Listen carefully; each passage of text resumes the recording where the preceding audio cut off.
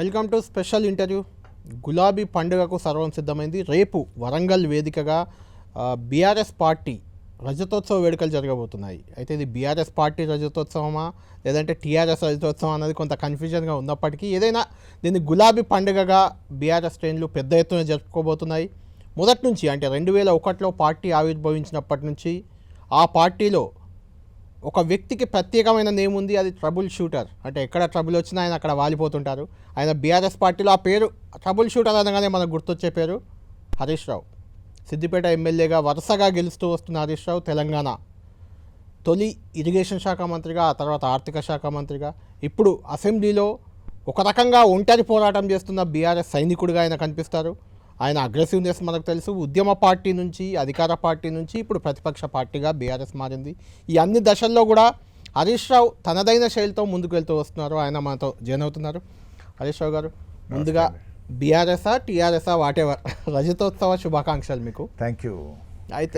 అయితే హరీష్ గారు మొదటి నుంచి అంటే 2001 నుంచి పార్టీ ప్రస్థానాన్ని చూస్తే మనం ఒక 4 సెగ్మెంట్లుగా దీన్ని చూడొచ్చు. ఒకటి 2001 నుంచి 2009 వరకు బీఆర్ఎస్ ఆవిర్భావం, ఉద్యమాలు అవన్నీ. 9లో ఉద్యమం పతాక స్థాయికి చేరిపోయింది, కేసీఆర్ దీక్షకు దిగారు. ఆ 9 నుంచి 14 వరకు జరిగింది మరొక ఉద్యమం. 14 నుంచి 23 వరకు అధికార పార్టీ, 10 ఏళ్ళు మీ పాలన. ఇప్పుడు దాదాపు ఏడాదిన్నరగా ప్రతిపక్ష పార్టీ. ఈ అన్ని దశల్లో హరీష్ రావుకి నచ్చిన దశ ఏదంటే ఏం చెప్తారు? నిజంగా చెప్పాలంటే ఉద్యమ దశ. అంటే మీరు 2 భాగాలు చేశారు, కానీ 2001 నుంచి 2014 వరకు కూడా టీఆర్ఎస్ పార్టీ ఒక ఉద్యమ పార్టీగా ఉంది. రోల్స్ కొంత ఎక్కువ తక్కువ ఉండొచ్చు, కానీ ఆ 14 ఏళ్ళు అంటే ఆ ఉద్యమం వల్లనే ఇలా హరీష్ రావు నాయకుడు అయిండు. ఆ ఉద్యమం వల్లనే ఈరోజు అనేక మంది నాయకులు అయినరు. ఆ ఉద్యమం వల్లనే ఇలా తెలంగాణ రాష్ట్రం వచ్చింది. సో కేసీఆర్ నాయకత్వంలో ఈ తెలంగాణ రావడం అనేటువంటిదే ఒక గొప్ప సంతృప్తినిచ్చింది. నిజంగానికి ప్రతి జీవితానికి ఒక అర్థం ఉండాలి అంటారు కదా.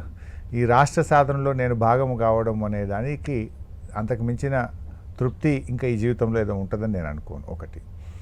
రెండవది, సరే అధికారంలో ఉన్నప్పుడు ప్రభుత్వంలో ఉంటాం, కొంత ప్రజలకు మేలు చేసే అవకాశము, ఒక ఆపర్చునిటీ చేస్తూ ఉంటాం. కానీ అధికారంలో 2 ఉంటాయి. మనం పని చేయగలుగుతాము, కొంత డెలివరీ చేయగలుగుతాము, కొన్ని మంచి కీలకమైన నిర్ణయాలు ప్రజలకు ఉపయోగపడే తీసుకోగలుగుతాం. కానీ విపరీతమైన ఒత్తిడి ఉంటుంది. అధికారం అనేది ఒక అద్దాల మెడ లాంటిది. ప్రతి క్షణము ఎక్కడ ఏది జరిగినా ఆ సంబంధిత మంత్రికి, ప్రభుత్వానికే బాధ్యత ఉంటుంది. కొన్ని సందర్భాల్లో మంత్రులకు, ప్రభుత్వానికి తెలియకుండానే కింద సంఘటనలు జరుగుతుంటాయి, కానీ జవాబుదారీతనం ప్రభుత్వం వహించాల్సి ఉంటుంది. సో ఆ ఒత్తిడి బాగుంటుంది. ఇప్పుడు ప్రతిపక్షంలో అయితే ఒక రకంగా చెప్పాలంటే ఒక నాయకుడికి ఒక గొప్ప అవకాశం. ప్రతిపక్షం అనేటువంటిది ఒక నాయకుడు ఎదగడానికి, ఒక నాయకుడు అవగాహన పెంచుకోవడానికి, ప్రజా సంబంధాలు మెరుగుపరుచుకోవడానికి, హ్యూమన్ రిలేషన్స్ ఇంప్రూవ్ కావడానికి, పరిణితి చెందడానికి ప్రతిపక్ష పాత్ర చాలా గొప్పది నా దృష్టిలో. నిజానికి మేము ఇప్పుడు అసెంబ్లీకి ప్రిపేర్ అవుతూ అనేక విషయాలు చదువుతూ ఉంటాం, అనేక విషయాలు తెలుసుకునే ప్రయత్నం చేస్తాం, అనేక వర్గాల ప్రజలు మా దగ్గరికి వస్తూ ఉంటారు. సో తద్వారా we gain lot of knowledge and we will have time. యాక్చువల్గా గవర్నమెంట్లో ఉన్నప్పుడు అంటే మాకు హ్యూమన్ రిలేషన్ మిస్ అవుతుంటాం. మీలాంటి జర్నలిస్ట్ ఫ్రెండ్స్ని కలవలేకపోతాము, ఫ్యామిలీ ఫ్రెండ్స్ని కలవలేకపోతాము, చిన్ననాటి క్లాస్మేట్స్కు టైం ఇవ్వలేకపోతాము, కార్యకర్తలకు కలవలేకపోతాము. అంటే ఆస్పిరేషన్స్ ఎక్కువ ఉంటాయి. ప్రతి ఒక్కరూ రావాలని కోరుకుంటారు. ప్రతి ఒక్కటి రావడం కలవడమే కాదు, ప్రతి ఒక్కరు హరీష్ రావు దగ్గరకు లేకుంటే అనుకుంటారు. కావు, చాలా కావు. అంటే దెర్ ఇస్ ఎ సిస్టమ్. మనకు రాజ్యాంగం ఉంటుంది, మనకు పరిమితులు ఉంటాయి, కొన్ని పద్ధతులు ఉంటాయి, కానీ అవి కొన్ని చేయలేము. సో అట్లా కొన్ని హ్యూమన్ రిలేషన్స్ దెబ్బతింటాయి. ఇన్ఫ్యాక్ట్ ఈ అపోజిషన్లో ఆ రిలేషన్స్ ఇంప్రూవ్ చేసుకోవడానికి, కార్యకర్తలకు దగ్గర కావడానికి, ప్రజా సమస్యల్ని అర్థం చేసుకోవడానికి, ప్రజలకు దగ్గర కావడానికి అపోజిషన్ అనేది కూడా ఒక గొప్ప వరం నా దృష్టిలో. అంటే ఒక లీడర్ ఎప్పుడో అపోజిషన్లోనే ఎదుగుతాడు, లీడర్ పరిణితి అపోజిషన్లోనే పొందుతాడు. ఇట్స్ ఏ గుడ్ ఆపర్చునిటీ నా దృష్టిలో. అంటే ఒక పొలిటీషియన్కు నిత్య విద్యార్థి, ఒక పొలిటీషియన్కి ఇవాళ నేర్చుకున్న వాళ్ళకి అయిపోయింది. ఎవ్రీడే ఛాలెంజెస్ వస్తుంటాయి. World is changing, country is changing. రాష్ట్రంలో కూడా కొత్త కొత్త విషయాలు, కొత్త కొత్త పరిణామాలు జరుగుతూ ఉంటాయి. దానికి అనుగుణంగా లీడర్ మారాలి, దానికి అనుగుణంగా లీడర్ నేర్చుకోవాల్సిందే. నా దృష్టిలో నాకు బాగా తృప్తినిచ్చింది ఉద్యమం. Opposition I enjoy. Right. Harish Rao garu, ఈరోజు మీరు ఇక్కడున్న అంటే మీ రాజకీయ జీవితానికి పునాదైన, ఈవెన్ తెలంగాణ ఆవిర్భావానికి కారణమైన ఏప్రిల్ 27, 2001లో జరిగిన జలదృశ్యంలో జరిగిన పార్టీ ఆవిర్భావం. కరెక్ట్. ఆ రోజు కేసీఆర్ గారు ఏం మాట్లాడారు, కేసీఆర్ గారు ఏమన్నారు, ఇప్పటి జనరేషన్ కూడా దాదాపు మర్చిపోయి ఉంటుంది అది. కరెక్ట్. ఒక్కసారి చూద్దాం ఆ రోజు, ఆ తర్వాత దాని గురించి మాట్లాడదాం. ప్రభుత్వ హయాంలో పరాకాష్ఠకు చేరినటువంటి వివక్ష సంస్కరణల పేరిట తెలంగాణ రైతాంగానికి, తెలంగాణ విద్యార్థికి, తెలంగాణ కార్మిక లోకానికి బిగించబడుతున్నటువంటి ఉరి తాళ్లు.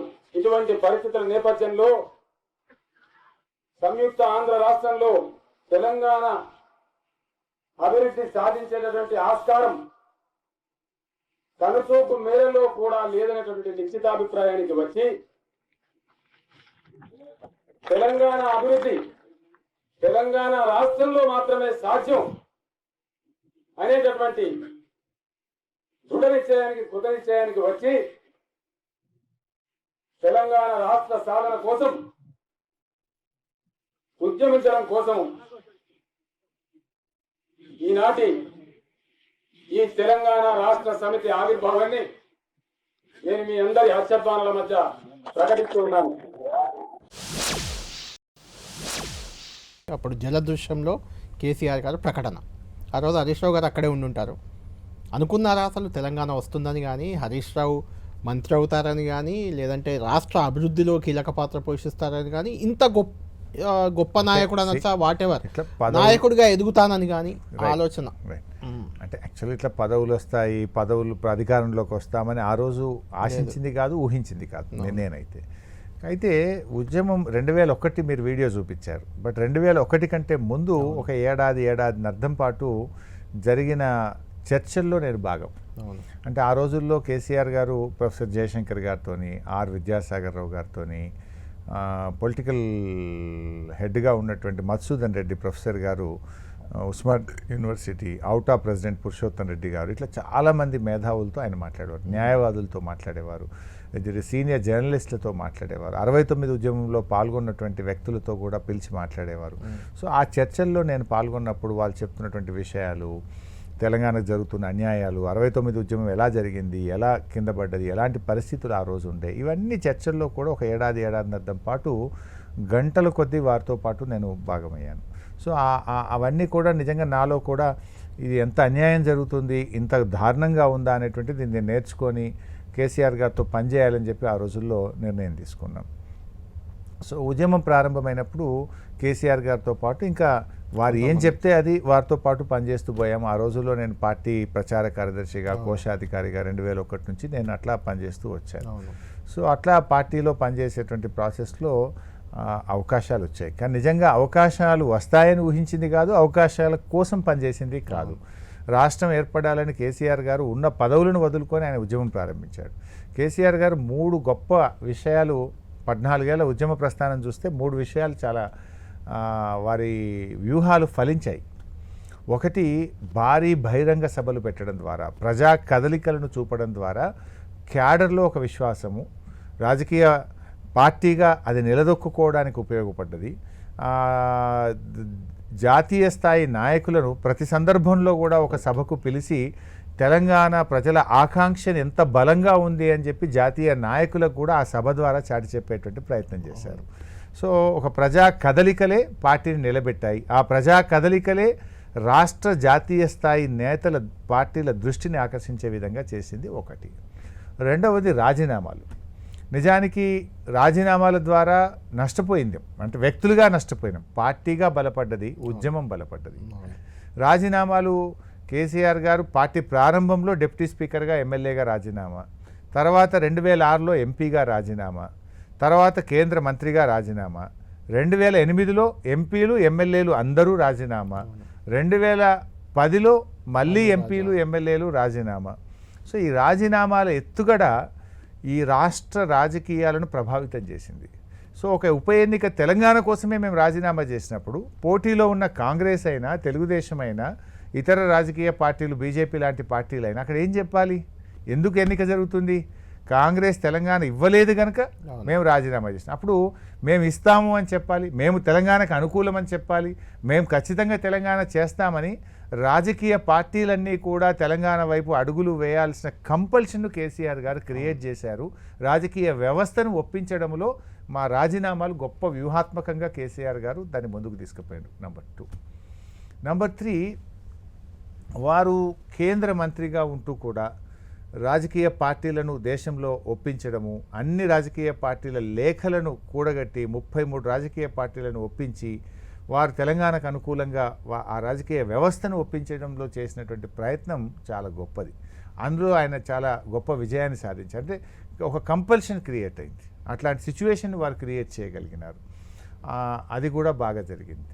ముఖ్యంగా ఇంకొక వ్యూహం కూడా కేసీఆర్ గారు 2004లో కాంగ్రెస్తో పొత్తు, దాంతో ఏమైంది, సోనియా గాంధీ వచ్చి జై తెలంగాణ అన్నది, కామన్ మినిమం ప్రోగ్రాంలో పెట్టారు. రాష్ట్రపతి ఉభయ పార్లమెంట్ సభల్లో తెలంగాణ రాష్ట్ర ఏర్పాటు ప్రక్రియను సంప్రదింపుల ద్వారా చేస్తాము అని రాష్ట్రపతి చెబితే చెప్పించారు. సో ఒక కాంగ్రెస్ పార్టీ కమిట్ అయింది, యూపీఏ కమిట్ అయింది. దెన్ 2009లో అప్పటిదాకా సమైక్యాంధ్ర అంటూనే, తెలంగాణకు అనుకూలం అంటూనే, వ్యతిరేకం అంటూనే ద్వైధీభావంగా ఉన్న తెలుగుదేశం పార్టీతో పొత్తు పెట్టుకోవడం ద్వారా ఒక ప్రధానమైనటువంటి రాజకీయ పార్టీని, ప్రధాన ప్రతిపక్షాన్ని జై తెలంగాణ అనిపించగలిగాడు. ఇంకా సిపిఐ జై తెలంగాణ అన్నది. సో అప్పుడు ఏమైపోయింది, రాష్ట్ర రాజకీయ వ్యవస్థ అంతా కూడా ఈ పొత్తుల ప్రాసెస్ ద్వారా ఏకాభిప్రాయాన్ని సాధించడంలో కూడా కేసీఆర్ గారు వ్యూహాత్మకంగా విజయాన్ని సాధించారు. ఇట్లా కేసీఆర్ గారు ఇటు రాష్ట్ర రాజకీయ వ్యవస్థను, దేశ రాజకీయ వ్యవస్థను ఒప్పించడంలో చేసిన ప్రయత్నము, రాజీనామాల ద్వారా జై తెలంగాణ అనాల్సిన కంపల్షన్ క్రియేట్ చేయడము, ప్రజా కదలికల ద్వారా రాష్ట్ర జాతీయ పార్టీ నేతలను, దేశం యొక్క దృష్టిని ఆకర్షించడం ద్వారా వ్యూహాత్మకంగా ఉద్యమాన్ని నడిపారు. ఇంకో చాలా ముఖ్యమైనది ఏంటంటే 1969లో తొలి దశ తెలంగాణ ఉద్యమంలో జరిగిన హింస, దాని ద్వారా జరిగిన నష్టము, ఉద్యమం ఎంత వేగంగా పెరిగిందో అంత వేగంగా కొలాప్స్ అవ్వడము, తర్వాత మళ్ళీ అది ముందుకు రాకపోవడము, తర్వాత కదలికలు లేకపోవడం. సో దాన్ని బాగా స్టడీ చేసి ఈ దఫా హింసకు తావులేదు, ముందే విద్యార్థులను ఉద్యమంలోకి తెచ్చి వాళ్ళ చదువులు ఖరాబ్ చేయొద్దు, ఆ హింస వైపు వెళ్ళొద్దు అని చెప్పి ఆయన రాజకీయ ప్రక్రియ ద్వారా పొలిటికల్ ప్రాసెస్లో తెలంగాణ సాధించాలి, పొలిటికల్ కంపల్షన్ క్రియేట్ చేయడం ద్వారా ప్రజాస్వామ్య పద్ధతుల్లో అహింసాయుత గాంధీజీ మార్గంలో నడవాలని ప్రయత్నం చేసిండ్రు. అక్కడ కూడా ఆయన విజయం సాధించారు. ఇట్లా కేసీఆర్ గారు చాలా వ్యూహాత్మకంగా ముందుకు పోయారు. ఒకసారి మేము ఢిల్లీలో ఉన్నాం, ఆర్ఎస్ఎస్ ఆఫీస్కి వెళ్ళారు. ఆర్ఎస్ఎస్ ఆ రోజు బీజేపీ అధ్యక్షుడిగా రాజ్నాథ్ సింగ్ ఉంటే వారిని కూడా కలిసి వచ్చారు. ఆర్ఎస్ఎస్ ఆఫీస్కి వెళ్తే అక్కడ నేల మీద కూర్చోబెట్టి భోజనం పెట్టారు, అందరితో పాటు నేల మీద కూర్చొని భోజనం చేశాము. తిన్న తర్వాత మన ఇస్తారాకును మనమే తీసుకుపోయి అక్కడ వేసాము. ఇట్లాంటి సందర్భాలు కూడా అప్పుడప్పుడు వారు వెళ్ళొచ్చిన తర్వాత అనుభవాలు చెప్పేవారు.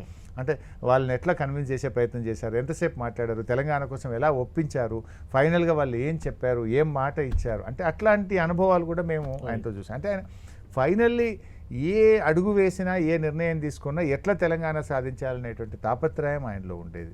సో ఆ వ్యూహంతో, ఆ ఓపికతో పనిచేయడం వల్లనే ఇలా రాష్ట్రాన్ని కేసీఆర్ గారు సాధించగలిగారు.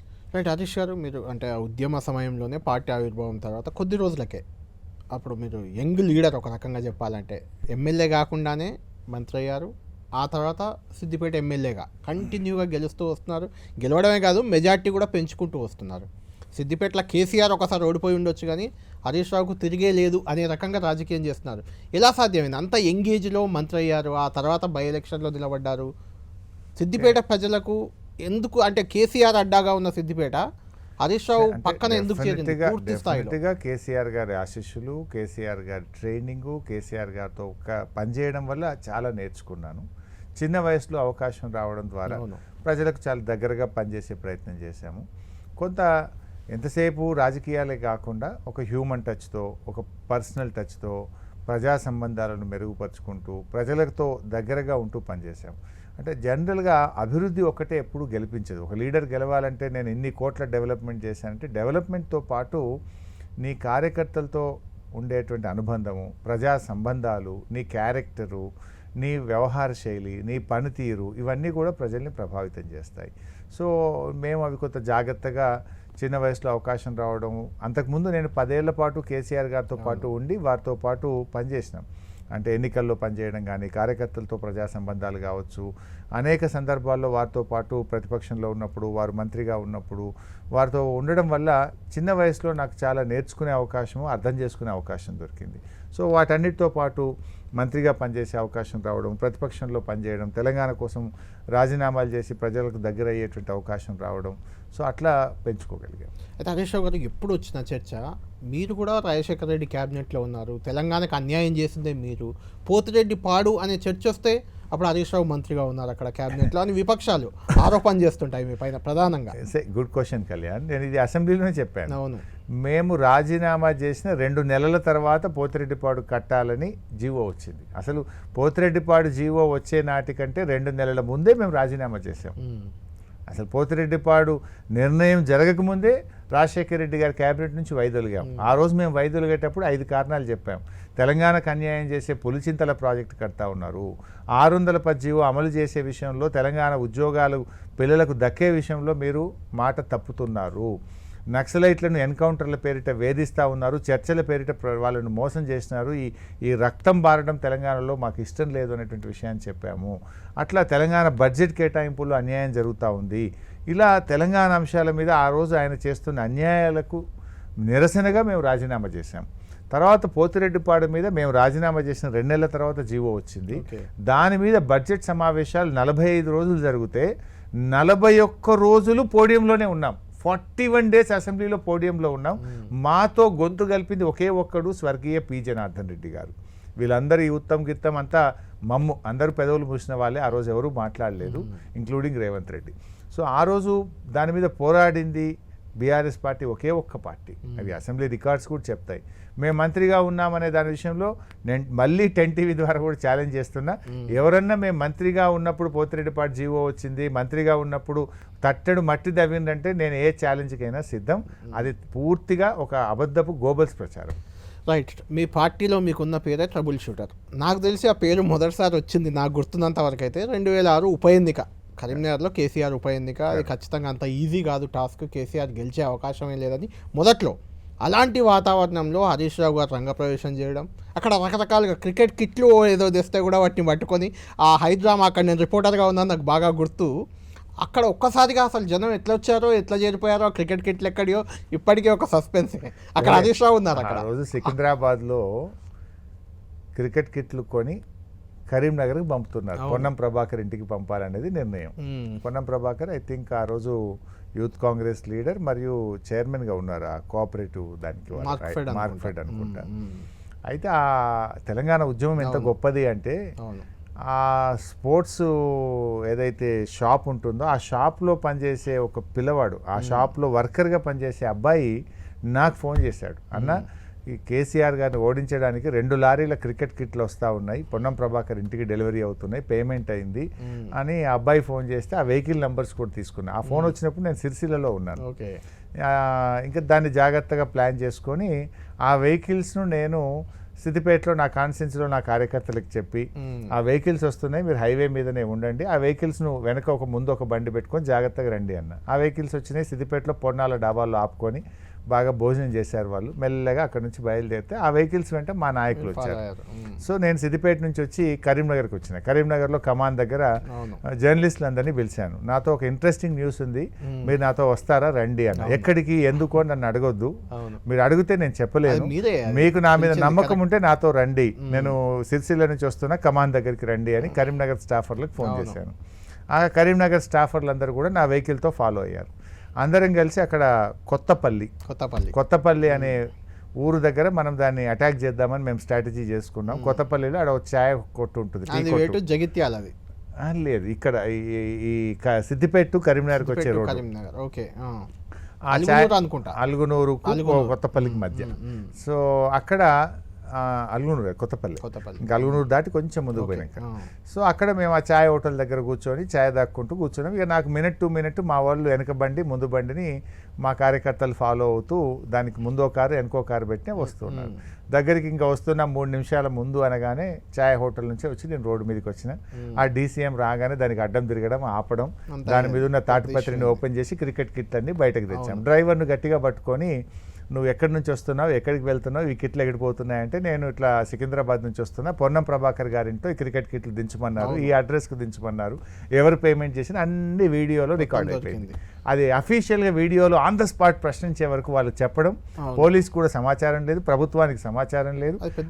ఆ ఇష్యూ దొరికిపోవడంతో ప్రభుత్వం చాలా ఇరుకునబడి 2 రోజుల వరకు కాంగ్రెస్ నాయకులు మాట్లాడలేదు, ఆ అంశం మీద మాట్లాడలేదు. సో మొత్తంగా ప్రభుత్వాన్ని ఎక్స్పోజ్ అపోజ్ ఆ ఇష్యూ తర్వాతే అక్కడ వాతావరణం ఒక్కసారిగా మారింది. అంటే టీఆర్ఎస్ శ్రేణుల్లో ఉత్సాహం కానీ, లేకుంటే తెలంగాణ వాదుల్లో ఏదో పెద్ద ఇక్కడ ఏదో జరిగిపోతుంది కేసీఆర్ ఓడించడానికని. అప్పటికే రాజశేఖర్ రెడ్డి గారు జీవన్ రెడ్డి గారిని అభ్యర్థిగా పెట్టి చాలా కోట్ల రూపాయలు ఖర్చు పెట్టి కుల సంఘాలు రాష్ట్ర వ్యాప్తంగా ఉండే కుల సంఘాలందరినీ కూడా అక్కడికి దించి నానా రకాలుగా ఎట్లన్నా చేసి కేసీఆర్ని ఓడిస్తే ఇంకా తెలంగాణ ఉద్యమం అయిపోతుంది, ఇక్కడితో క్లోజ్ చేయాలని చెప్పి సర్వశక్తులు ఆనాటి ప్రభుత్వం పెడతా ఉంది.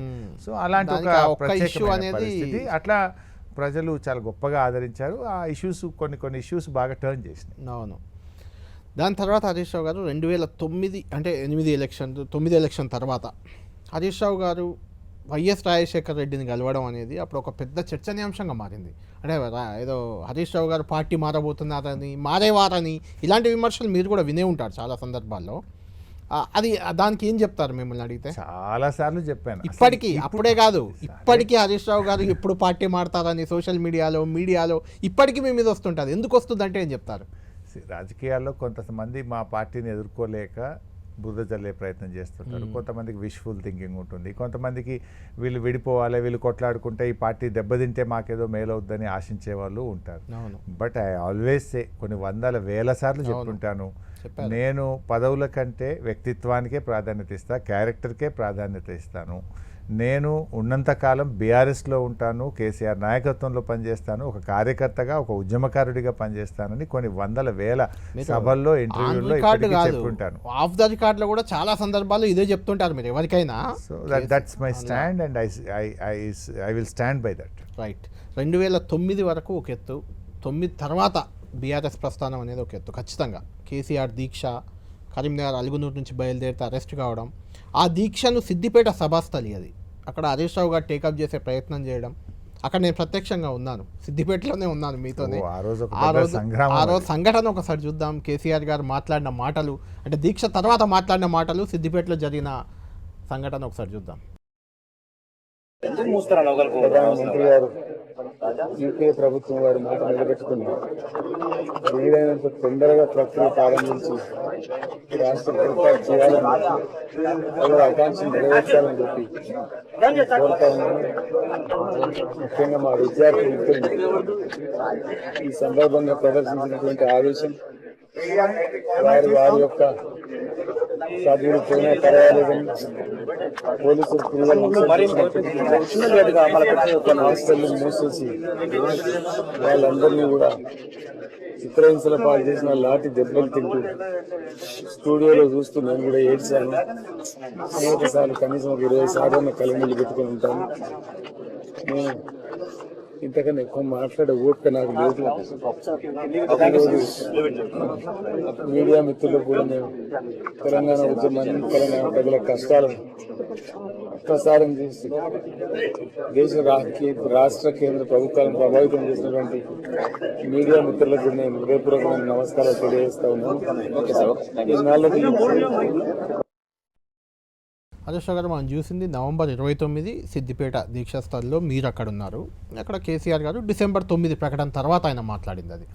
అయితే నవంబర్ 29 రోజు అక్కడ నేను కూడా ప్రత్యక్షంగా ఉన్నాను. అక్కడ ఒక విమర్శ మీపై ప్రతిసారి వస్తుంటుంది, మీ దృష్టికి కూడా వచ్చి ఉంటుంది అది. మీరు పెట్రోల్ బాటిల్ తీసుకుంటారు, పెట్రోల్ బాటిల్ తీసుకున్న హరీష్ రావుకి అగ్గిపుల్ల దొరకలేదా, అగ్గిపెట్టి దొరకలేదా అంటూ విమర్శలు. విజ్ఞత కలిగిన నాయకులు ఎవరు మాట్లాడరు. ఎందుకు రేవంత్ రెడ్డి గారు కూడా, రేవంత్ రెడ్డి విజ్ఞత ఉంది అసలు. ఆయన కంటే ఆయన నీతిమాల్యమైన రాజకీయాలు చేసే నాయకులు ఇంకోరు ఉండరు. సరే, ఆయన గురించి మాట్లాడి, ఆయన ముఖ్యమంత్రి కావచ్చు కానీ ఎథిక్స్, వాల్యూస్ విషయంలో ఆయనకు మాట్లాడే నైతికతే ఉండదు.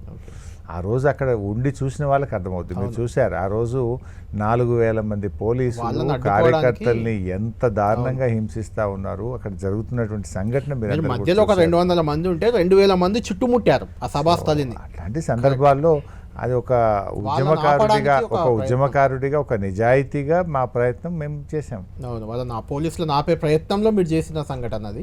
తర్వాత డిసెంబర్ 9 ప్రకటన తర్వాత కేసీఆర్ గారు మాట్లాడింది విన్నాము.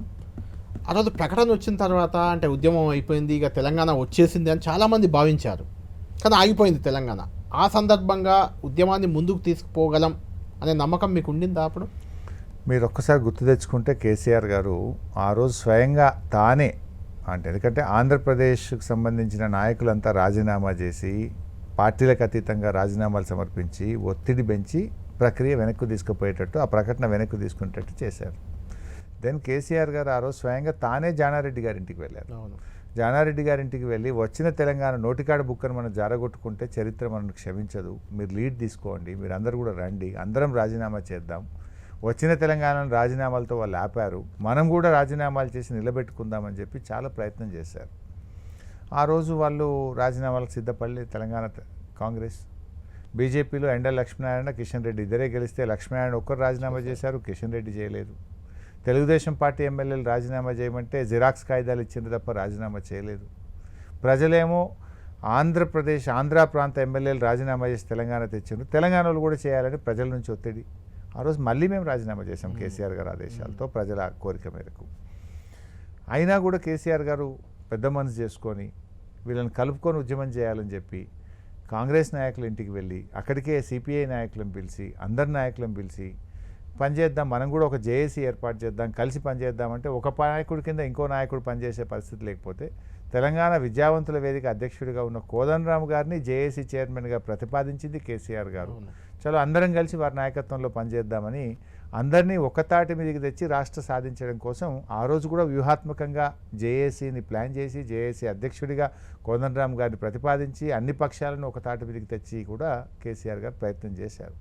నిజానికి అది కొంతమేరకు ఫలించింది, కొంత ముందుకు పోయింది. మనకు సకల జనుల సమ్మె కావచ్చు, తర్వాత మానవహారాలు కావచ్చు, నిరాహార దీక్ష శిబిరాలు రాష్ట్ర వ్యాప్తంగా ఏర్పడడం కావచ్చు, సాగరహారం కావచ్చు, మిలియన్ మార్చ్ కావచ్చు, అంటే ఉద్యమాన్ని ఉధృతం చేయడానికి అందరినీ కూడా కలుపుకుపోవడానికి ముఖ్యంగా ఉద్యోగ సంఘాలు కూడా పెన్ డౌన్ చేసినాయి. 40 రోజుల పాటు ఉద్యోగ సంఘాలు పెన్ డౌన్ చేయడం, ఆర్టీసీ కార్మికులు మొత్తం కూడా బస్సులు బంద్ చేసి డిపోలు తాళాలు వేసినటువంటి పరిస్థితి ఏర్పడి సింగరేణి కార్మికులు బొగ్గు ఉత్పత్తి నిలిపివేసినటువంటి పరిస్థితి వచ్చి మళ్ళొకసారి మనం కేంద్ర ప్రభుత్వం మీద ఒత్తిడి పెంచడానికి తెలంగాణ సాధనకు ఈ జేఏసీ ప్రక్రియ కూడా బాగా ఉపయోగపడ్డది. అయితే హరీష్ రావు గారు ఆ సందర్భంగా వచ్చిన ఉప ఎన్నికలు అన్నింటిలో కూడా హరీష్ రావు గారు చాలా కీ రోల్ పోషించారు.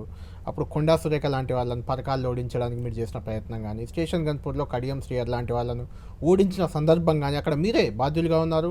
చాలా విమర్శల పాలు కూడా అయ్యారు. హరీష్ రావును నా కాలు గోటికి కూడా సరిపోడు హరీష్ రావు అనే వర్డ్ కూడా కడియం శ్రీయర్ వాడారు మీ మీద. అలాంటి వాళ్ళని తెలంగాణ వచ్చిన తర్వాత మీరు నెత్తి మీద పెట్టుకొని వాళ్ళని మంత్రులను చేసి అలా పోయిన సందర్భం అది ఎందుకు వచ్చింది? అది ఉద్యమకారులకు కోపం రాదా? అది కోపం తెప్పించదా మీ మీద, మీ పార్టీ మీద? అంటే ఆ రోజు కేసీఆర్ గారు ఆలోచన ఏముండేదంటే రాష్ట్రం సాధించినాం, రాష్ట్రం ఏర్పడ్డ తర్వాత కూడా కుట్రలు కొనసాగినాయి.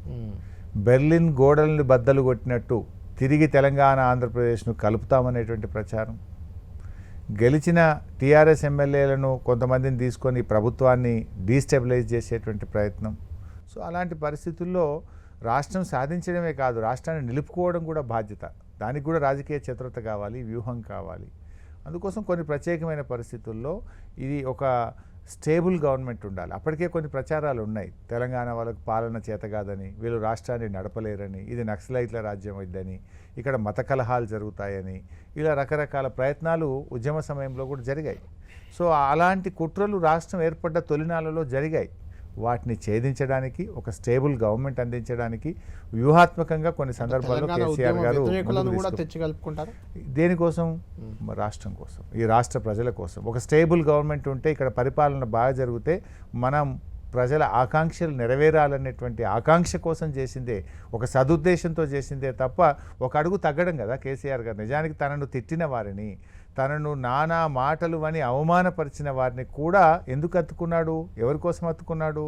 ఈ రాష్ట్రం బాగుండాలి, ఇక్కడ స్టేబుల్ గవర్నమెంట్ ఉండాలి, సమైక్యవాదుల కుట్రలకు మళ్ళీ తెలంగాణ బలి కావద్దు, ఈ వచ్చిన తెలంగాణ ఆగం కావద్దు, నవ్వటోని ముంగట జారిపడ్డట్టు కావద్దు ఈ తెలంగాణ అని చెప్పి ఆయన ఎంతో వ్యూహాత్మకంగా నడిపారు.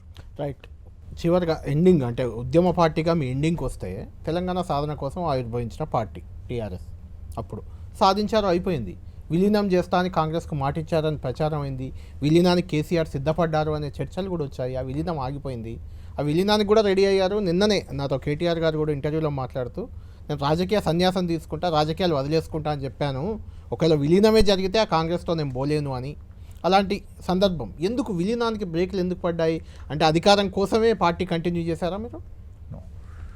ఆ రోజు నిజం కేటీఆర్ గారు చెప్పింది నిజం. అందరం కూడా వెళ్ళాము, కలిసాము, విలీనానికి సిద్ధపడ్డాము.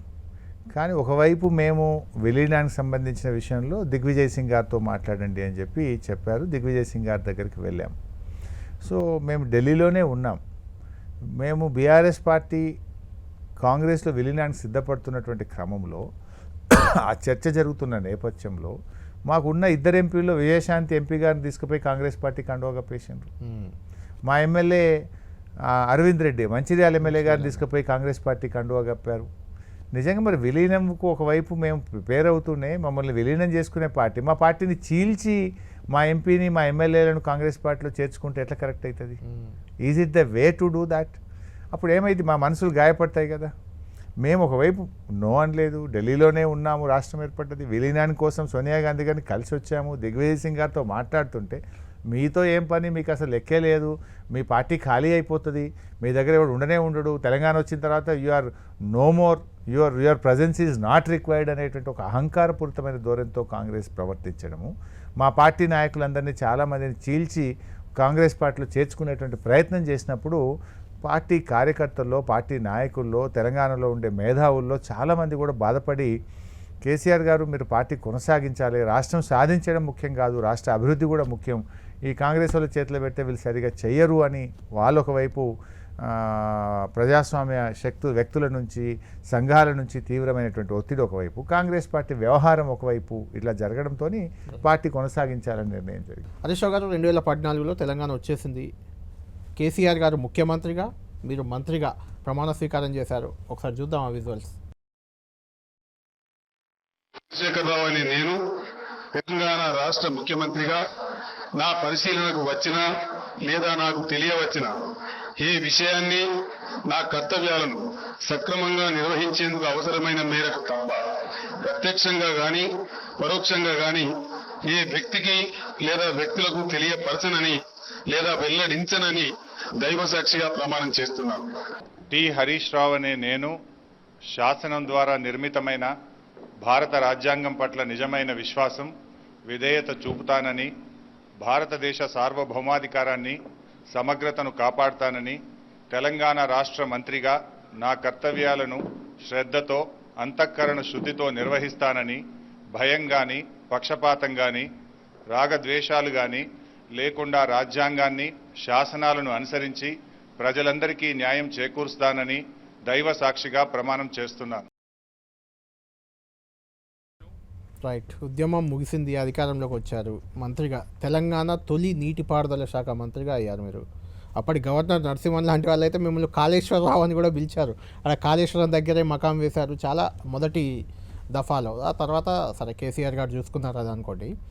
అయితే మీరు చేసిన ఏదైతే ఉద్యమం ఉందో నీళ్లు నిధులు నియామకాల్లో మొదటి బాధ్యత నీళ్లు మీ భుజాన పెట్టారు. ఇప్పుడు అదే కాళేశ్వరం సక్సెసా ఫెయిల్యూరా అంటే ఏం చెప్తారు మీరు? 100% సక్సెస్. నీటిపారుదల శాఖ మంత్రిగా మేము కేసీఆర్ గారి నాయకత్వంలో చాలా కార్యక్రమాలు చేశాం. ఒకటి, చెరువుల పునరుద్ధరణ మిషన్ కాకతీయ ద్వారా రాష్ట్రంలో 42,000 చెరువుల పునరుద్ధరణ కార్యక్రమం చేపట్టాం. దాదాపు 15 లక్షల ఎకరాల ఆయకట్టును స్థిరీకరించగలిగాం. మహబూబ్ నగర్లో దశాబ్దాల తరబడి పెండింగ్లో ఉన్న కల్వకుర్తి, నెట్టంపాడు, భీమా, కోయిల్ సాగర్ ప్రాజెక్టు సైట్ల వద్దనే పడుకొని, నేల మీద పడుకొని రాత్రింబవళ్ళు కష్టపడి 4,000 కోట్ల రూపాయలు ఖర్చు పెట్టి 6.5 లక్షల ఎకరాలకు వలసల జిల్లాగా పేరొందిన పాలమూరులో సాగునీరు అందించి వలసలు వాపసు వచ్చేటట్టు కూడా చేశారు. అట్లా కేసీఆర్ గారు అనేక పెండింగ్ ప్రాజెక్టులు, అటు మిడ్ మానేర్ను పూర్తి చేయడం కానీ, ఇటు జూరాల్లో బ్యాలెన్స్ పేమెంట్ చేసి పూర్తి ఆయకట్టుకు నీళ్లు తేవడం కానీ, ఇట్లా అనేక ప్రాజెక్టులు పూర్తి చేసి తెలంగాణ ధాన్యం ఉత్పత్తిలో దేశంలో నంబర్ 1గా నిలిపాం. కాళేశ్వరం ప్రాజెక్టు పూర్తి చేసి అటు వరంగల్ జిల్లా, ఇటు నల్గొండ జిల్లాకు కూడా సాగునీరు అందించాము. ఎస్ఆర్ఎస్పి రివర్స్ పంపింగ్ ద్వారా ఎస్ఆర్ఎస్పి ఆయకట్టుకు నీళ్ళు తక్కువ పడితే కూడా నీళ్ళు అందించాం. సో ఈ కాళేశ్వరం అంటే 3 బ్యారేజీలు, మాకు 16 రిజర్వాయర్లు, 19 సబ్స్టేషన్లు, 21 పంప్ హౌజులు, 98 కిలోమీటర్ల గ్రావిటీ కెనాలు, 203 కిలోమీటర్ల టనలు, 1530 కిలోమీటర్ల గ్రావిటీ ఛానల్స్, ఇవన్నీ కలిపి కాళేశ్వరం. కానీ ఇంత పెద్ద కాళేశ్వరంలో ఒక మేడిగడ్డ బ్యారేజ్లో కొన్ని పిల్లర్లు కుంగిపోతే దానికి మొత్తం కాళేశ్వరం మునిగిపోయిందని ఒక దుష్ప్రచారాన్ని కాంగ్రెస్ పార్టీ పాల్పడ్డది. నిజంగా కాంగ్రెస్ పార్టీ నిజాయితీగా ఉంటే 1 సంవత్సర కాలంలోగా దాన్ని రిపేర్ చేసి రిస్టోర్ చేసి ఇలా నీరు అందించవచ్చు. అది లేకపోయినా కాళేశ్వరంకు 3 భాగాలు ఉంటాయి. మీకు ఎస్ఆర్ఎస్పిలో వరద వస్తే మిడ్మానేర్ ద్వారానే కాళేశ్వరం ప్రాజెక్టు పనిచేస్తుంది. కడెం ప్రాజెక్టులో మీకు వరద వస్తే మీకు ఎల్లంపల్లి ద్వారానే కాళేశ్వరం ప్రాజెక్టు పనిచేస్తుంది. ఈ 2 చోట్ల వరద రానప్పుడు అసలు ఎక్కడ వర్షం లేనప్పుడు కూడా నీళ్లు ఉండేటువంటి ప్రాంతం మేడిగడ్డ ప్రాంతం. 3 ఆప్షన్స్ ఉన్నాయి. ఈసారి కాలం మంచిగా అయింది, అందువల్ల మీకు ఎస్ఆర్ఎస్పి ఎల్లంపల్లి నుంచే నీళ్లు లిఫ్ట్ చేసినాం. ఈసారి కాళేశ్వరం ద్వారా పంట పండింది. సో మేడిగడ్డ దగ్గరకు వచ్చినటువంటి దాన్ని రిపేర్ చేయాలి. ఇది ఈ దేశంలో ఇప్పుడు ఆంధ్రప్రదేశ్ ఇదే ఎన్డీఎస్సీ ఏదైతే రిపోర్ట్ ఇచ్చిందో ఆ ఎన్డీఎస్సీనే కట్టిన పోలవరంలో డయాఫ్రేమ్ వాల్ కూలిపోయింది, రిటైనింగ్ వాల్ పడిపోయింది. 5-6 వేల కోట్ల రూపాయల నష్టం ఇదే ఎన్డీఎస్ఏ కట్టిన పోలవరంలో కూలిపోయి నష్టం జరిగింది. ఇవాళ కాంగ్రెస్ పార్టీ అధికారంలోకి వచ్చినాక పెద్దవాగు ప్రాజెక్టు ఖమ్మం జిల్లాలో కొట్టుకుపోయింది, మీకు సుంకిశాల ప్రాజెక్టు కుప్పగూలిపోయింది, వట్టెం పంప్ హౌస్ మునిగిపోయింది. నిన్నగాక మొన్న ఎస్ఎల్బీసీ టన్నల్లో కూలిపోయి 10 మంది కార్మికులు చనిపోయిన పరిస్థితి ఏర్పడింది. దురదృష్టం. ఈ సంఘటన జరగాలని ఎవరు కోరుకోం. ఎప్పుడైనా ఏదైనా సంఘటన జరిగితే దాన్ని రిస్టోర్ చేయాలి, కానీ గత పాలకుల మీద బురద జల్లాలని చెప్పి అది నిర్లక్ష్యం చేసి రిపేర్ చేయకుండా ప్రజలకు నష్టం చేస్తే చరిత్ర క్షమించదు. కాంగ్రెస్ పార్టీ కావాలని దాన్ని మరమ్మతు చేయకుండా ఈరోజు ప్రజలకు నష్టం చేసే ప్రయత్నం చేస్తున్నారు. ఈసారి అదృష్టం బాగుండి వర్షాలు పడ్డాయి. సపోజ్ ఏదైనా వర్షాలు రానప్పుడు మేడిగడ్డ లేకపోతే ప్రజలకు నష్టం జరుగుతుంది. అందువల్ల రాజకీయాలకు అతీతంగా ప్రభుత్వాలు పనిచేయాల్సిన అవసరం ఉంది. మేడిగడ్డ రిస్టోర్ చేయాలని చెప్పి కూడా నేను డిమాండ్ చేస్తున్నాను. అంటే నీటి ప్రాజెక్టుల కోసం పెద్ద ఎత్తున నిధులు కేటాయించారు, అనుమానం లేదు.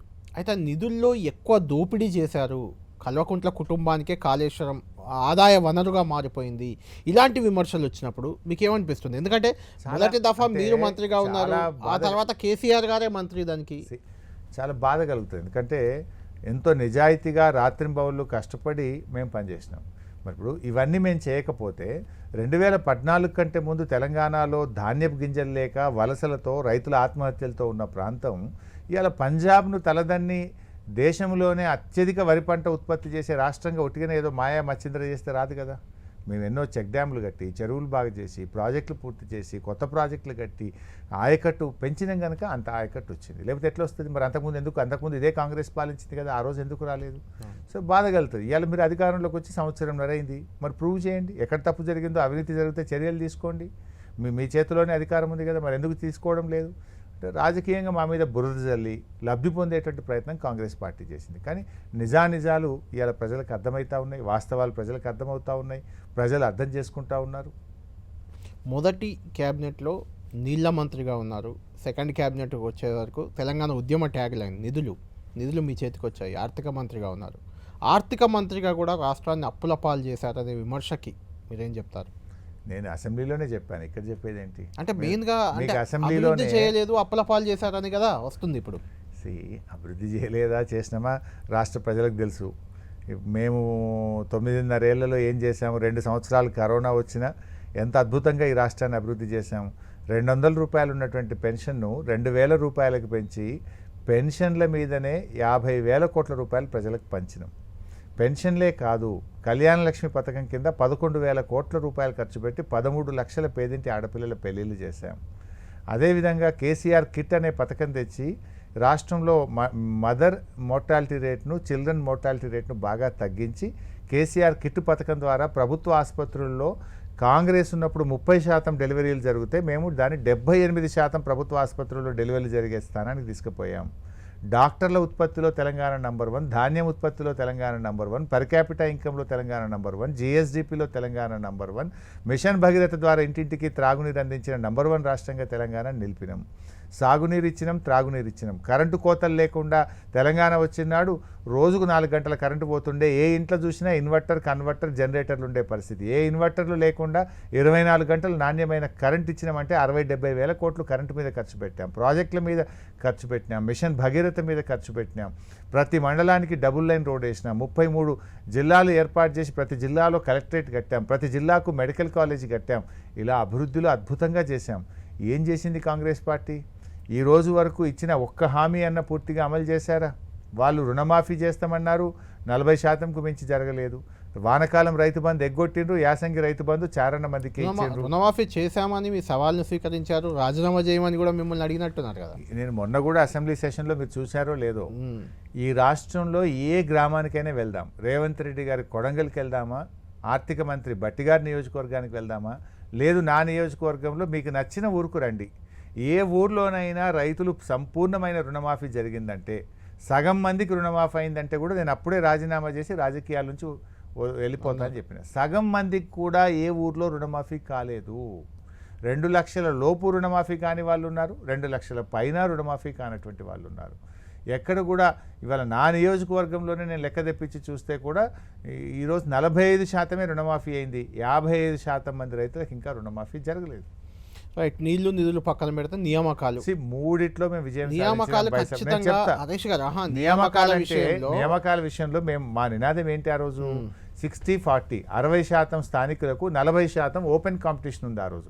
ఆ 40%లో ఆంధ్ర ప్రాంతం నుంచి వచ్చి ఇక్కడ ఉద్యోగాల్లో చేరుతున్నారు. హైదరాబాద్ ఫ్రీ జోన్ అన్నారు, హైదరాబాద్ ఫ్రీ జోన్ ఎవరైనా రావచ్చు, ఇక్కడ ఎవరైనా పని చేయొచ్చు అన్నారు. No, Hyderabad is part of 6 zone అని మేము రాష్ట్రపతి ఉత్తర్వులను సవరించి 2 సంవత్సరాలు కేసీఆర్ గారు కష్టపడి ప్రధానమంత్రిని కలిసి రాష్ట్రపతిని కలిసి 95% స్థానికులకే ఉద్యోగాలు దక్కే విధంగా 5% ఓపెన్ కాంపిటీషన్ పెట్టి ఈ దేశంలో ఎక్కడ లేని విధంగా 95% లోకల్ రిజర్వేషన్ తెచ్చినాం, నియామకాల్లో విజయం సాధించాం. నిధుల విషయంలో రాష్ట్రం ఏర్పడ్డ నాడు 62,000 కోట్ల బడ్జెట్ ఉంటే మేము దిగిపోయే నాటికి 2,62,000 కోట్లకు బడ్జెట్ పెంచినాం, సంపద పెంచినాం, పేదలకు పంచినాం, అభివృద్ధి చేసి చూపించినాం. అంటే రాష్ట్ర ఆదాయాన్ని గణనీయంగా 12% వృద్ధి రేటుతో పెంచాం. కాంగ్రెస్ వచ్చిన తర్వాత ఆదాయం పెరగలేదు, ఆదాయం కుంటుబడి మైనస్లోకి పోయింది. ఈ సంవత్సరం వీళ్ళ ఏడాది పాలనలో వీళ్ళ తప్పుడు విధానాల వల్ల మైనస్లోకి పోయింది. జీఎస్టీ తగ్గింది, రోడ్ ట్యాక్స్ తగ్గింది, మీకు ఎక్సైజ్ ఇన్కమ్ తగ్గింది, వ్యాట్ తగ్గింది. అన్ని రంగాల్లో కూడా రియల్ ఎస్టేట్ కుదేలైపోయి వ్యాపారం దెబ్బతిని ఇవాళ రాష్ట్రం పురోగమనం కాదు తిరోగమనం వైపు ప్రయాణించే పరిస్థితి కాంగ్రెస్ వైఫల్యాల వల్ల వచ్చింది. సో మేము నీళ్ల విషయంలో ఇవాళ Section 3 సాధించినాం. Section 3 వల్ల కృష్ణా నదీ జలాల్లో ఇవాళ ట్రిబ్యునల్లో ఇవాళ ఆర్గ్యుమెంట్స్ అవుతూ ఉన్నాయి. ఒక 6 నెలలు ఏడాది అయితే కృష్ణానదిలో న్యాయబద్ధమైన వాటా మనకు రాబోతూ ఉంది. సో నీళ్ల విషయంలో, నిధుల విషయంలో, నియామకం విషయంలో ప్రజలకు ఇచ్చిన మాట అమలు చేసినాం. నిజంగా తెలంగాణ ఈరోజు ఈ స్థాయిలో ఉంది అంటే అది బీఆర్ఎస్ కృషి వల్ల, కేసీఆర్ గారి కృషి వల్ల. అంటే మీరు ఓడిపోవడానికి నియామకాలు ప్రధాన కారణం అని ఒక చర్చ ఉంది. ఎందుకంటే నియామకాలు తెలంగాణ యువతకు రాలేదు, కేసీఆర్ కుటుంబానికే జరిగాయి అనేది ప్రధాన విమర్శ. అది కాంగ్రెస్ చెప్తున్నటువంటి రాజకీయ విమర్శ. 1,62,000 ఉద్యోగాలు ఇచ్చింది నిజం కాదా? బీఆర్ఎస్ హయాంలో 1,62,000 ప్రభుత్వ ఉద్యోగాలు వచ్చాయి. అయినా ఉద్యోగాల విషయంలో నేను ఇందాక చెప్పాను, ఉద్యోగాల విషయంలో ఆనాటి నినాదం ఏంది? హైదరాబాద్ ఫ్రీ జోన్ కాదు, హైదరాబాద్ తెలంగాణ ప్రజలది, ఇక్కడ ఉద్యోగాలు తెలంగాణ ప్రజలకు దక్కాలి. ఎస్, అది జరిగింది. 2 60-40 70-30 ఉన్నది. 95% తెలంగాణ బిడ్డలకు ఉద్యోగాలు వచ్చే విధంగా రాష్ట్రపతి ఉత్తర్వుల సవరణ జరిగింది.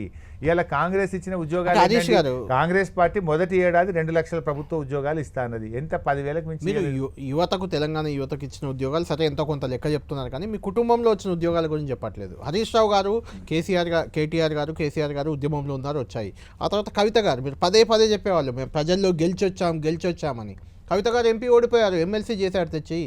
సంతోష్ కుమార్ గారు మీ కుటుంబ సభ్యుడే, ఆయన నేను రాజ్యసభ, అది కూడా దొడ్డిదారే కదా, అలా చేశారు. దానికి ఏం చెప్పుకుంటారు? అది కూడా ప్రధాన విమర్శ వచ్చింది మీ మీద, కుటుంబ పాలన అనేది. మరి ఉద్యమంలో కుటుంబ పాలన ఎందుకని లేదండి? అప్పుడు మీ ముగ్గురిని ఎవరు అనట్లేదు, మిగిలిన వాళ్ళ గురించి. ఆ రోజు ఉద్యమంలో తెలంగాణ వస్తుందో రాదో తెలియదు, ప్రభుత్వం వస్తుందో రాదో తెలియదు. ఆనాడు ఉద్యమంలో మాకు పేగులు దిగదాకా ప్రాణాలకు తెగించి మేము కొట్లాడితేనేమో ఆ రోజు కుటుంబం గుర్తుకు రాలేదు అధికారులకు. మరి ఇదే కాంగ్రెస్ పార్టీ నేను అడుగుతా ఉన్నా, వీళ్ళు ఎవరండి? రాహుల్ గాంధీ, ప్రియాంక గాంధీ, సోనియా గాంధీ రాజ్యసభకు వీళ్ళు తీసుకోలేదా? మరి మమ్మల్ని విమర్శించే హక్కు ప్రియాంక గాంధీకో, సోనియా గాంధీకో, రాహుల్ గాంధీకో ఉంటుందా? ఒకటి. ఇవాళ ఈ రాష్ట్రంలో జరుగుతున్నది ఏంది? కోమటిరెడ్డి బ్రదర్స్ ఉండొచ్చు, వివేక్ కుటుంబంలో 3 ఉండొచ్చు, ఉత్తమ్ కుమార్ రెడ్డి కుటుంబంలో 2 ఉండొచ్చు. ఇవాళ వీళ్ళు మమ్మల్ని విమర్శించే హక్కు ఎక్కడిదండి? సో ఏదైనా మేము ప్రజల నుంచి వచ్చినాం, ఉద్యమంలో నుంచి వచ్చినాం. ఆ రోజు రాష్ట్రం రానే రాదు, తెలంగాణ రానే రాదు, ఇది పాలపొంగు, ఇది నీటి బూడగా, ఇది అమాసకు పుట్టింది పుణ్యంకి పోతుంది, అసలు ఇది ఉండే పార్టీ కాదు అని మాట్లాడినారే. ఆ రోజుల్లో ఏమైతామో తెలియకుండా, మా జీవితాలను లెక్క చేయకుండా మేము కేసీఆర్ గారి నాయకత్వంలో పనిచేసి ఇలా రాష్ట్రం సాధించినాం. సో రాష్ట్రం సాధించిన మేము ప్రజల్లో నుంచి వస్తే దాన్ని తప్పుపడితే అది చరిత్ర క్షమించదు. అయినా ఇవన్నీ కూడా రూల్డ్ అవుట్ అయినాయి. ఇవన్నీ 2004లో చెప్పారు, 2009లో చెప్పారు, వాటన్నిటినీ కాదని కూడా ప్రజలు గెలిపించారు. ఇంకోటి కళ్యాణ్ గారు, గెలుపు ఓటములకు ఒక్క విషయం ఉండదు, అనేక విషయాలు ప్రభావితం అవుతాయి. It's not one issue. So డెఫినెట్గా ఒక రాజకీయ పార్టీగా మేము కూడా ఆత్మవిమర్శ చేసుకుంటాం. ఏదన్నా ప్రజలకు నచ్చని విషయాలు మేము గతంలో చేస్తుంటే వాటిని సరి చేసుకుంటాం, ప్రజల ఆలోచనకు అనుగుణంగా నడుచుకుంటాం. ప్రజలు కూడా కాంగ్రెస్ పార్టీ చేసిన కొంత దుష్ప్రచారాన్ని నమ్మొచ్చు. ఎందుకంటే ఒక సామెత ఉంటుంది, నిజం గడప దాటక ముందే అబద్ధం ఊరంతా చుట్టొస్తుందట. అట్లే కాంగ్రెస్ కూడా మా మీద దుష్ప్రచారాలు చేసింది. ఇవాళ వాస్తవాలు ప్రజలకు నెమ్మదిగా ఏడాదిన్నర్థం తర్వాత అర్థమవుతున్నాయి. అనేక ఆశలు చూపారు, 420 హామీలు ఇచ్చారు, ఏది కూడా అమలవుతున్న పరిస్థితి లేదు. కేసీఆర్ గారు ఇచ్చిన పథకాలు కూడా కొనసాగుతలేవు. రైతు బంధు అందుతలేదు, బతుకమ్మ చీరలు అందుతలేవు, కళ్యాణ లక్ష్మి చెక్కులు వస్తలేవు, కేసీఆర్ కిట్ బంద్ అయిపోయింది. ఇట్లా అనేక కార్యక్రమాలు ఇలా చేపల పంపిణీ జరగడం లేదు. ఇలా అనేక విషయాల్లో కాంగ్రెస్ వెనకడుగు వేసింది. సో పీపుల్ ఆర్ రియలైజింగ్, అరే కేసీఆరే బాగుండే, బీఆర్ఎస్ పార్టీయే బాగుండని ఇలా ప్రజలు ఆలోచిస్తున్నారు. అంటే ఇంకొకటి హరీష్ రావు గారు, బీఆర్ఎస్గా మారడం అనేది, అంటే తెలంగాణను వదిలేసుకున్నారు వీళ్ళు అనే ఒక చర్చ కూడా వచ్చింది కదా, అది కారణం కాదంటారు? అసలు ఓటమిలో భాగస్వామ్యం లేదా దానికి? There may be many issues. ప్రజలు అర్థం చేసుకునే దాన్ని బట్టి కానీ ప్రజలకు మేము చెప్పుకోవడంలో కూడా మేము ఫెయిల్ కావచ్చు. మేము కొన్ని విషయాలు చేసింది కూడా చెప్పుకోలేకపోయాము, కొంత ప్రజలకు ఎక్స్ప్లెయిన్ కూడా చేయలేకపోవచ్చు. సో డెఫినెట్గా మా తప్పులను రెక్టిఫై చేసుకుంటాం. నిజంగా కేసీఆర్ గారు ఆ రోజు చెప్పింది నిజమైంది. దేశంలో బీజేపీ మళ్ళీ గెలవదు, సంకీర్ణ యుగం వస్తుంది, మన చేతిలో 20-30 ఎంపీలు ఉంటే దేశ రాజకీయాలను శాసించవచ్చు, తెలంగాణకు మేలు జరుగుతుంది, నిధుల వరద వస్తుంది అని ఆ రోజు చెప్పిండు. నిజంగా ఈరోజు అదే జరుగుతుంది కదా. మేము ఓడిపోయాం దురదృష్టవశాత్తు. ఇవాళ ఆంధ్రప్రదేశ్లో ఎందుకు నిధులు వస్తూ ఉన్నాయి? అమరావతికి ఎందుకు వస్తున్నాయి, లేకపోతే విశాఖపట్నం స్టీల్ ప్లాంటు ప్రైవేటీకరణ ఎందుకు ఆగింది, వైజాగ్కు రైల్వే జోన్ ఎందుకు వస్తూ ఉంది?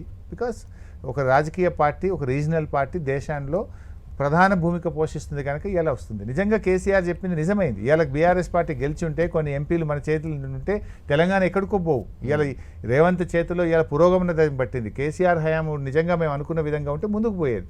సరే, దాన్ని ప్రజలకు మేము చెప్పుకోవడంలో ఫెయిల్ అయినామా, ప్రజలు అర్థం చేసుకోవడంలో ఫెయిల్ అయినారా? సంహౌ ఇవాళ నష్టం ఎవరు జరిగింది? తెలంగాణకు జరుగుతుంది. రైట్ హరీష్ గారు, రజతోత్సవ సంబరాల్లోకి వెళ్ళాం. రజతోత్సవ వేడుకలు జరగబోతున్నాయి. ఇప్పటిదాకా ఉద్యమ పార్టీగా 14 ఏళ్ళు, 10 ఏళ్ళు అధికార పార్టీగా దాదాపు బీఆర్ఎస్, అప్పటి టీఆర్ఎస్ ఏది చెప్తే అదే నడిచింది. ఇప్పుడు చూస్తే మీ చుట్టూ కేసుల ఉచ్చు, ఫోన్ ట్యాపింగ్, తర్వాత వస్తే ఈ కార్ రేసు, ఆల్రెడీ కవిత గారికి ఇంతకుముందు పైన లిక్కర్ కేసు, మీ కుటుంబ సభ్యుల చుట్టూ కేసులు, అక్రమ కేసులు, విద్యుత్ కమిషన్ వేశారు, విద్యుత్ కొనుగోళ్లలో కమిషన్లు వేసుకున్నా, ఎన్ని కేసులు పెట్టినా బీఆర్ఎస్కి ఏమీ జరగదు. ఎందుకంటే మేము చేసిన తప్పు లేదు, మేము ఎక్కడ కూడా ఉద్దేశపూర్వకంగా తప్పు చేయలేదు. ఇవన్నీ రాజకీయ ప్రేరేపితమైనటువంటివి, పొలిటికల్గా మా మీద బురద జల్లడం కోసం వేసినటువంటి కేసులే తప్ప ఇక్కడ కేసులు లేవు. ఎవడైనా బలహీనపడ్డప్పుడు, రాజకీయంగా మమ్మల్ని ఎదుర్కోలేనప్పుడు ఈ రకంగా మమ్మల్ని కేసుల బారిన పెట్టడం కానీ, మా మీద బురద జల్లేటువంటి కార్యక్రమం జరిగినాయి.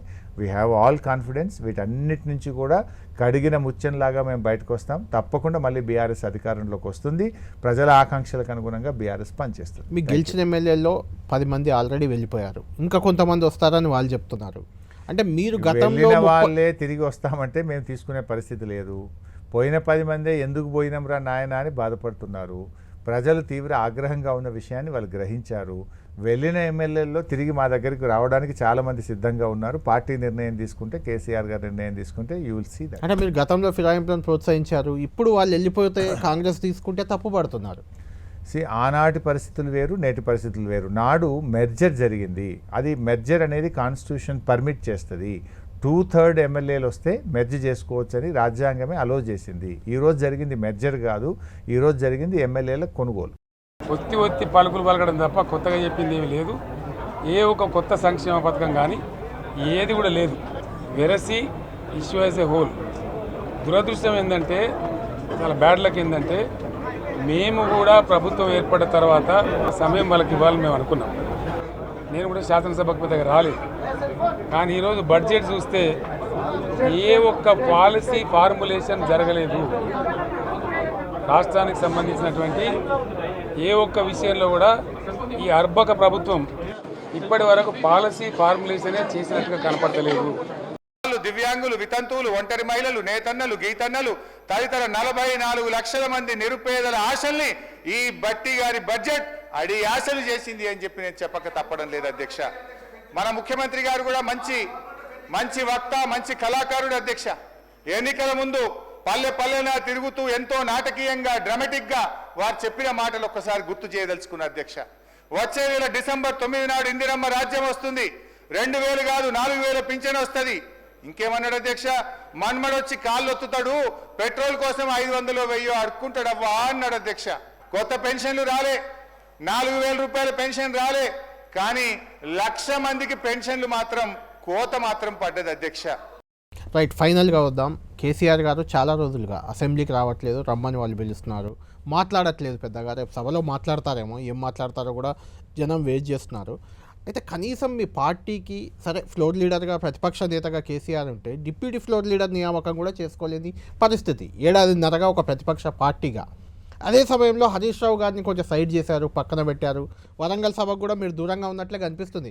అక్కడ కవిత, కేటీఆర్ అక్కడనే ఉంటున్నారు, కానీ మీరు పెద్దగా కనిపించలేదు. నేను కూడా వెళ్తున్నా వరంగల్ సభ ఏర్పాట్లు చూడడానికి. అట్లాంటిది ఏం లేదు. అటువంటి అనుమానాలు, అపోహలు సరే ఎవరో సోషల్ మీడియాలో ఒకరిద్దరు వాళ్ళ రేటింగ్స్ కోసమో లేకపోతే వాళ్ళ ఏమంటారు హిట్స్ కోసం కొంతమంది చేస్తూ ఉంటారు, కానీ వాటిని దేన్ని కూడా పట్టించుకోవాలి. We're all one, we're all working under. అంటే కొన్నిసార్లు హరీష్ రావు గారిని ట్రబుల్స్ వచ్చినప్పుడే ముందు పెడుతుంటారు, మిగిలిన టైంలో పెద్దగా పట్టించుకోరు. అధికారంలో ఉన్నప్పుడు కూడా చాలా సందర్భాల్లో వచ్చింది, ఏమీ లేవు. అధికార పార్టీగా కూడా వచ్చింది. అప్పుడు finally I go by party, I go by my leader. Whatever they leader directs, whatever the party decides. Harish Rao KCR garu వస్తారా అసెంబ్లీకి, బయటకు జనంలోకి ఇక్కడ నుంచి వస్తారా? రైతోత్సవ సంబరాల తర్వాత ఎందుకు రారండి? పార్టీ అన్నప్పుడు ఒక వ్యూహం ఉంటుంది. మేము అందరం పనిచేస్తున్నామంటే ఆయన డైరెక్షన్లో పనిచేస్తున్నాం, ఒక ఆలోచనతో పనిచేస్తున్నాం, ఒక వ్యూహంతో పనిచేస్తున్నాం. మీరే ఇప్పుడు రోజు కేసీఆర్ గారు బయటకు వస్తే మేము మాట్లాడితేనే అరే ఆయన పని చేయనిస్తలేరు, ఏంది పోయి ఊకి ఎంబడబడుతుండ్రు అంటారు. మళ్ళీ కేసీఆర్ గారు వస్తే ఇంత పెద్ద సీనియర్ మనిషి 10 ఏళ్ళు ముఖ్యమంత్రి చేసిండు, ఆయన కొన్ని రోజులు పని చేయనియారా అని మీరే అంటారు. రాకపోతే రాలేదంటారు, వస్తేనేమో ఊకి ఎంబడబడతారా అంటారు. ఇది రెండు మీరే అంటే ఎట్లండి? ఈ రైతోత్సవ వేడుకల తర్వాత బీఆర్ఎస్ పార్టీ ఏ రకంగా ముందుకు పోబోతుంది, ఏ రకంగా ఏ రకంగా వెళ్ళినా ప్రజల పక్షం, ప్రజల కోసం, తెలంగాణ మేలు కోసం, తెలంగాణ అభివృద్ధి కోసం, తెలంగాణ సంక్షేమం కోసం, తెలంగాణ ప్రజల మేలు కోసం పోతుంది. మీ కేసీఆర్ తర్వాత సెకండ్ పొజిషన్ కోసం పోటీ ఉందా మీ కుటుంబంలో, పార్టీలో? there is no such discussion is happening in this party. మాకు లక్ష్యం కేసీఆర్ గారు మళ్ళీ తిరిగి ముఖ్యమంత్రి కావాలి. అందరం కలిసి కేసీఆర్ గారి నాయకత్వంలో, ఆయన డైరెక్షన్లో పనిచేస్తాం. మళ్ళీ మా ప్రభుత్వం రావాలి, మళ్ళీ కేసీఆర్ గారు ముఖ్యమంత్రి. హరీష్ గారు, కేటీఆర్ గారు కూడా ఇదే మాట చెప్పారు, మీరు ఇదే చెప్పారు, మళ్ళీ కేసీఆర్ను ముఖ్యమంత్రి చేయడమే లక్ష్యం అని. గత 10 ఏళ్లలో కూడా చాలా సందర్భాల్లో కేటీఆర్ ముఖ్యమంత్రి అవుతారనే చర్చలు వచ్చాయి.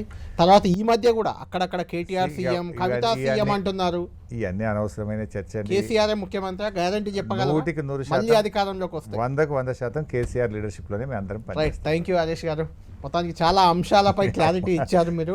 మళ్ళీ కేసీఆర్ ముఖ్యమంత్రి కావాలన్నది లక్ష్యమని 2 రోజుల క్రితం కేటీఆర్ గారు కూడా నాతో ఇంటర్వ్యూలో చెప్పారు. ఇప్పుడు హరీష్ రావు గారు కూడా అదే మాట మీద ఉన్నారు. తమ కుటుంబ సభ్యుల్లో కూడా ఎలాంటి విభేదాలు లేవు, 2వ స్థానం కోసం పోటీయే లేదని కూడా చాలా క్లారిటీగా చెప్పారు.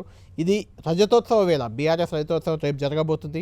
ఈ సందర్భంగా హరీష్ రావు గారు పార్టీకి సంబంధించి చాలా అంశాలను మనకు క్లారిటీగా వివరించారు. భవిష్యత్తులో కూడా ప్రజల కోసం బీఆర్ఎస్ పోరాటం ఈ రకంగానే ముందుకు పోతుందని చెప్తున్నారు. ఇది special interview with Harish Rao.